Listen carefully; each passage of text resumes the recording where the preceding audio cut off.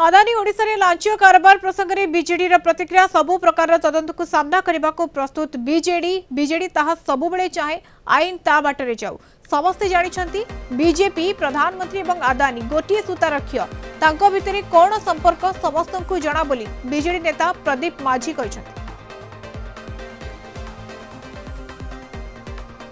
भारत वर्ष रे समस्त जानिछंती जे अदानी सहित जदि कहार लिंक अछि देशर प्रधानमंत्री श्रीयुक्त नरेंद्र मोदी भारतीय जनता पार्टी एवं ओडिशा रे जदि किछि हेइछि